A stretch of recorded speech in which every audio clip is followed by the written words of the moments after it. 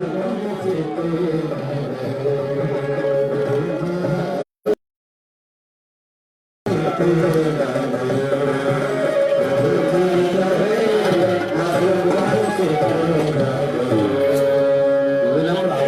मुख्यमंत्री महोदय से राष्ट्रीय संकल्प की शपथ दिलवाने की। नमस्कार, गुड मीडिया में आपका स्वागत है।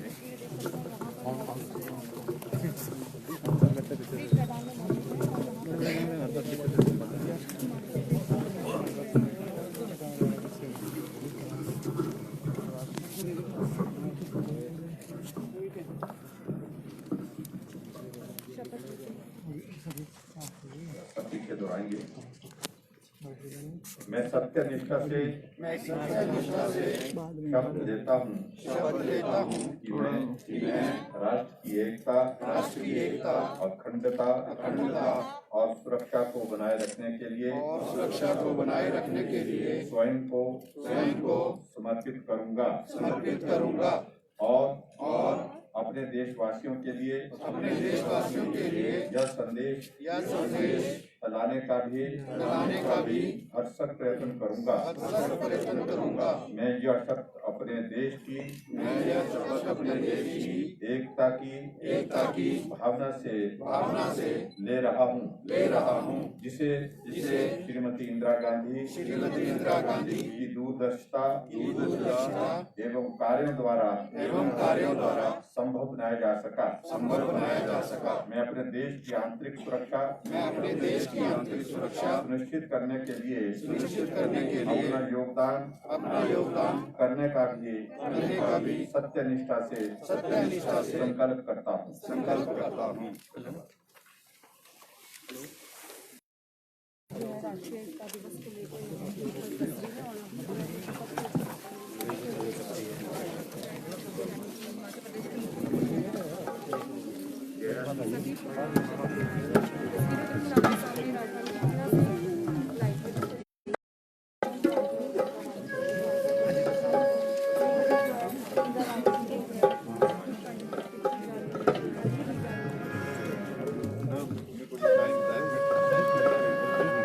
राष्ट्रभूमि जय जय हम एक स्वर से गाएं, जय राष्ट्रभूमि जय जय हम एक स्वर से गाएं, जय जय हम एक स्वर से गाएं, जय जय हम एक स्वर से गाएं।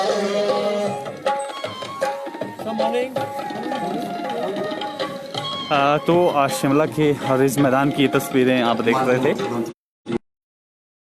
जो इंदिरा गांधी की पुण्यतिथि है वो मनाई जा रही है। इसके साथ ही राष्ट्रीय एकता दिवस भी जो है आज पूरे देश भर में सेलिब्रेट किया जा रहा है। तो रिज मैदान में जो है मुख्यमंत्री खुद पहुंचे हैं और श्रद्धांजलि जो है वो अर्पित की जा रही है। मंत्री आदरणीय सुरेश भारद्वाज, कार्यक्रम है भी नहीं, मुख्य सचिव हिमाचल प्रदेश सरकार आदरणीय श्री अनिल कुमार खाची जी, पुलिस महानिदेशक डॉक्टर संजय कुंडू जी, अन्य गणमान्य व्यक्ति, गणेश दत्त जी, रूपा शर्मा जी, सक्षम गुड़िया बोर्ड के अध्यक्ष, लौह पुरुष सरदार पटेल जी को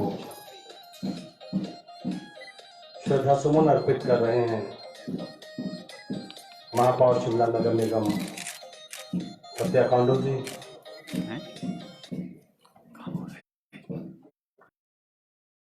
आज स्मरण कर रहे हैं उन वीर जवानों को, विशेष रूप से उन सभी स्वतंत्रता सेनानियों को जिन्होंने अपने प्राणों की आहुति देकर इस देश को स्वतंत्र करवाया।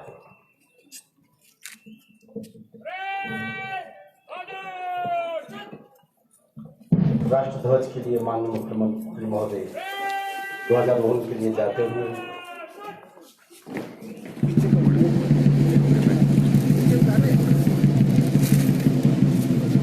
पुलिस की टुकड़ियां आकर आकर्षक मार्च पास्ट के लिए यहाँ उपस्थित हो गई हैं। आग्रह माननीय मुख्यमंत्री महोदय से विचारों के लिए सभी से निवेदन राष्ट्रीय गान की अपने स्थान पर खड़े होने की।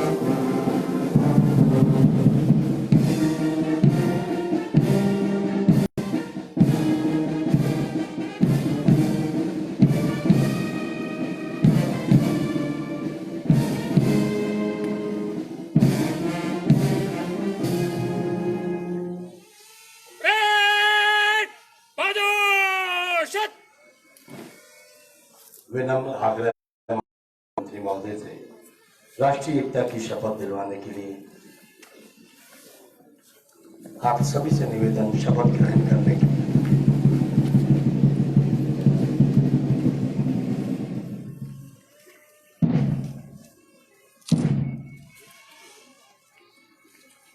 मैं सत्यनिष्ठा से शपथ लेता हूँ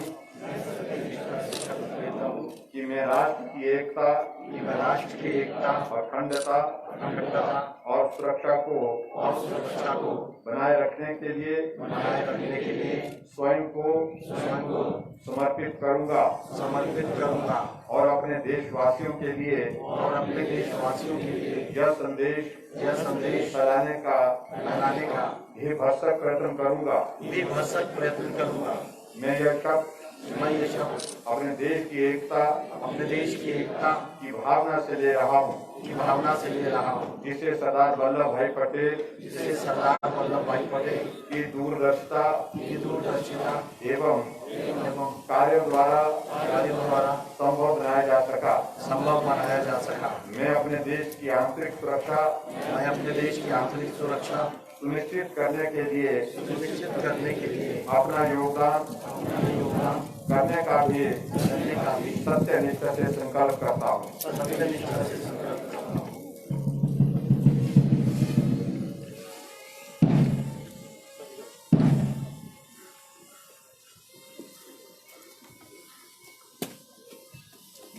परेड कमांडर सिद्धार्थ शर्मा द्वारा परेड के निरीक्षण जय श्रीमान, परेड को मन से गुजारने की अनुमति प्रदान करें श्रीमान।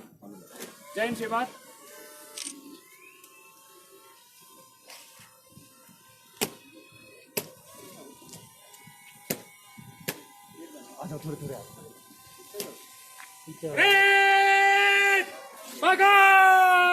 आज टुकड़ियां आकर्षक मार्च पास्ट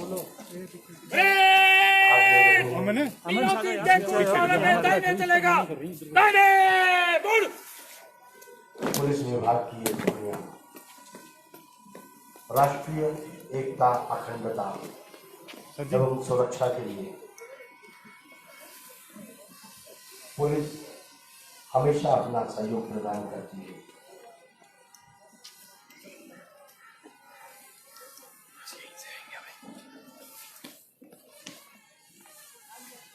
मार्च पास्ट के लिए तैयार होती है पुलिस की टुकड़ियां।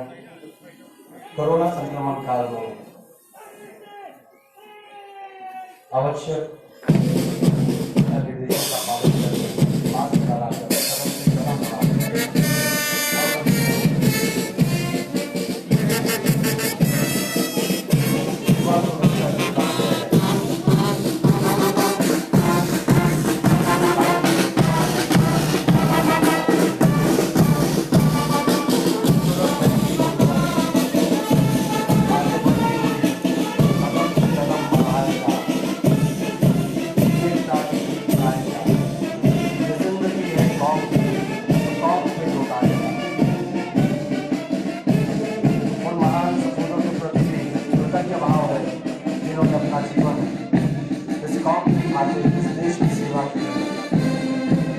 देश की सुरक्षा की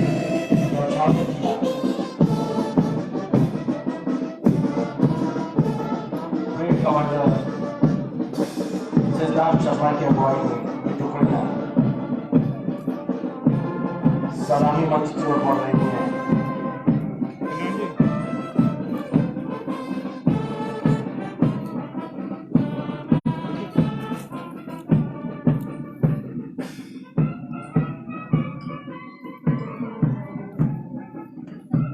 सुरक्षा सेवा यही इनका परम कर्तव्य है। कानून व्यवस्था बनाए रखना, अमन चैन कायम करना, भारतीय रिजर्व बटालियन सको की ये टुकड़ी वीर आगे बढ़ती हुई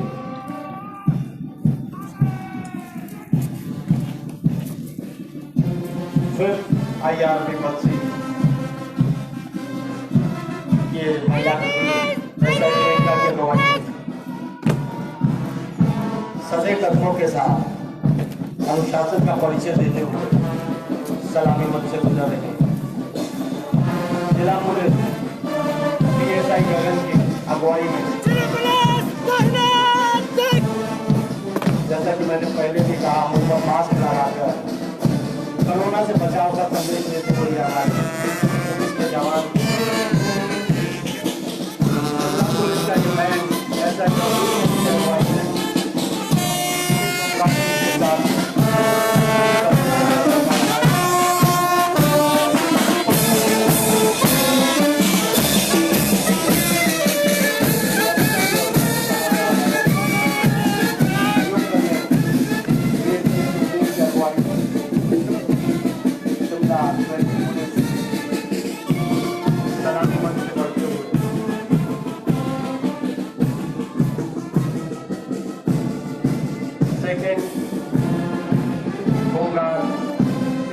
ठाकुर की अगुवाई में आगे बढ़ती हुई और 3rd battalion home guard platoon commander Gyanchand की अगुवाई में कदम से कदम मिलाते आगे बढ़ते हुए सलामी मंच से गुजरते हुए सभी का समन्वय, सभी का सहयोग, यह अनुशासन यह हमारे देश की रीढ़ है और इसी का परिचय हमारे जवान यहाँ दे रहे हैं। आज के इस अवसर पर माननीय मुख्यमंत्री महोदय द्वारा शुभ संदेश हमें दिया जाएगा। हमारा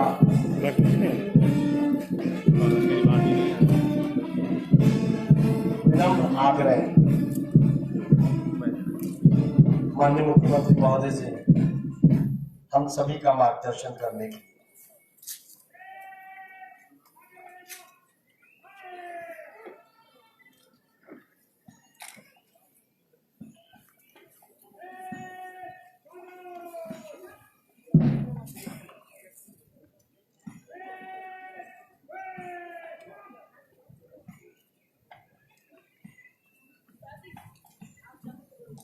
आग्रह माननीय मुख्यमंत्री महोदय से हम सभी का मार्गदर्शन करने की।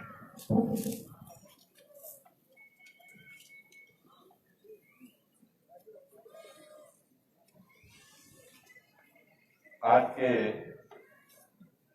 इस एकता दिवस के इस कार्यक्रम में हमारे बीच में माननीय शहरी विकास मंत्री आदरणीय श्री सुरेश भारद्वाज जी, जो शिमला के हमारे लोकप्रिय विधायक भी हैं,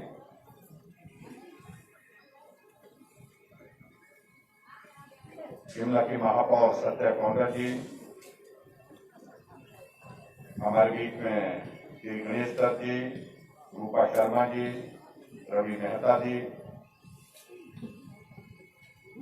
चीफ सेक्रेटरी DGP साहब, अन्य सभी अधिकारीगण, पत्रकार मित्रों और उपस्थित सभी भाइयों बहनों,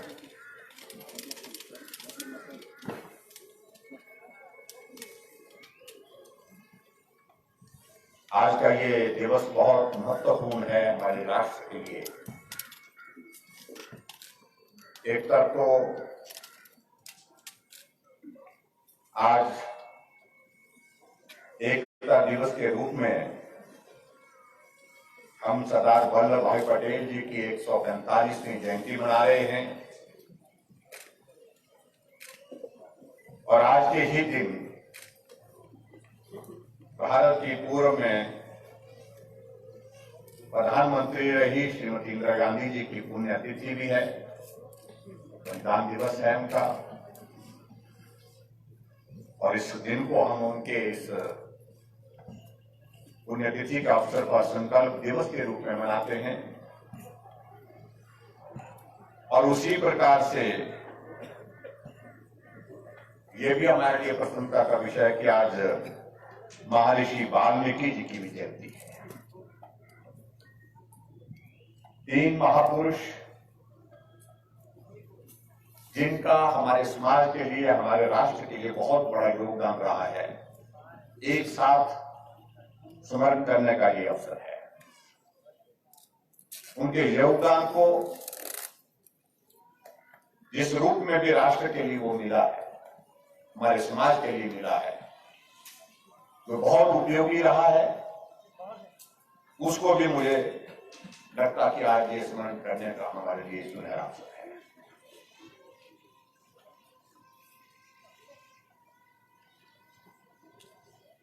श्रीमती इंदिरा गांधी जी का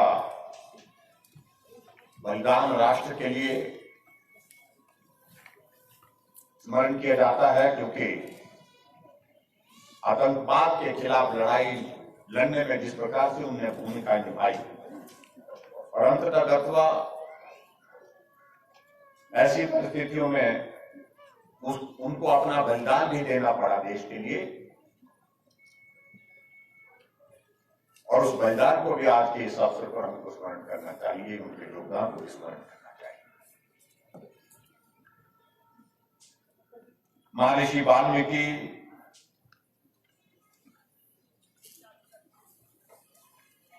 इस जयंती के इस अवसर पर प्रगट दिवस के रूप में हम कहते हैं।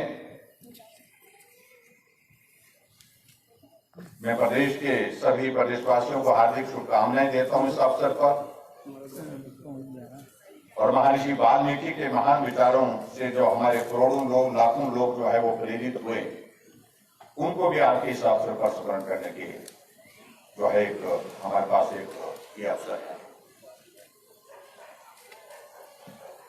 जहां तक एकता दिवस की, राष्ट्रीय एकता दिवस के रूप में हम सरदार वल्लभ भाई पटेल जी की 145वीं जयंती मनाते हैं, ये मुझे लगता है कि बहुत बड़ा एक महत्व है। उस दृष्टि से जब भारत आजादी की लड़ाई लड़ रहा था, भारत स्वतंत्र होना चाहिए, स्वाधीनता चाहिए, स्वतंत्रता चाहिए, गुलामी के खिलाफ लड़ाई लड़ते लड़ते एक दौर ऐसा आया जब अंग्रेजों को ऐसा लगा कि अब ये भारत छोड़ना पड़ेगा। और ऐसी परिस्थिति में जो पूरे देश भर में जो आंदोलन जो अंग्रेजों के खिलाफ चला था, वो अपने निष्कर्ष पर पहुंचा।